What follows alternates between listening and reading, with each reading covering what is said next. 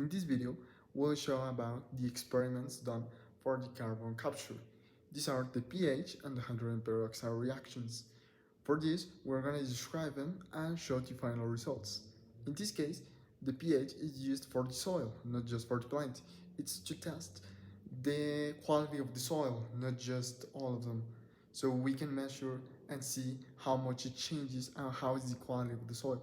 And for example, the hydrogen peroxide, it reacts with carbon, but it makes bubbles. So when we have a cut and we put hydrogen peroxide on it, it makes bubbles. But in this case, we're using it for testing how much carbon it has the plant. So if it reacts a little bit, it means that there is carbon, but just a little bit.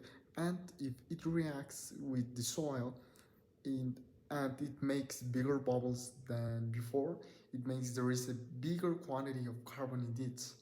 Now we're gonna see my other teammates talking about it. Hello, my name is Emilio Carranza and I'll be showing you the plants that have grown. First we have the amaranth seed that has grown into a plant. This has mycorrhiza in it. And this big one is the second one. As we can clearly see here, this doesn't have mycorrhiza in it. So for the past 10 days I've been measuring the plants. I've been measuring the pH, collecting dirt, mixing it with water, and determining the pH in the two plants. We have the table results in the document, and yeah, it has been 10 long days of measuring plants pH and gathering the results to see, well, what plants have grown, what effects they have. Thank you. Hello, I am Daiki Torres Kimura, and I'll be explaining the procedures for both of these experiments. For the first experiment, here we have a dirt sample with mycorrhiza in it, and we're gonna measure its pH level.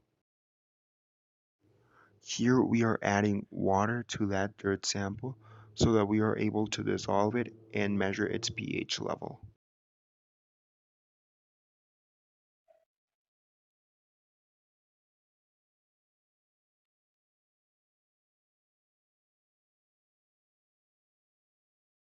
This is the dirt sample after we added water and dissolved it. These are the pH strips we're going to use for this experiment.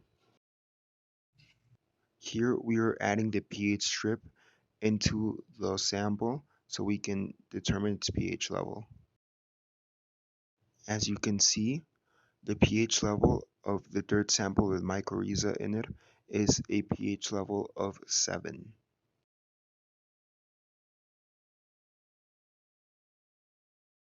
For the second experiment, we had to grab another dirt sample, and this time we grabbed a dirt sample without mycorrhiza in it, so we are able to see the carbon in the soil.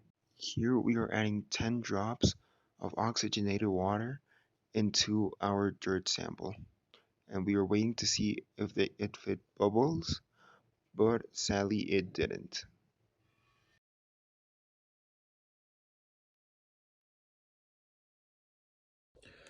To understand our project effectiveness, we must grasp the relationship between soil pH and plant CO2 absorption.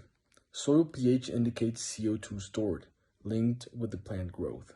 Higher CO2 means higher pH, indicating soil acidity. We chose pH strips for their reliability in estimating CO2.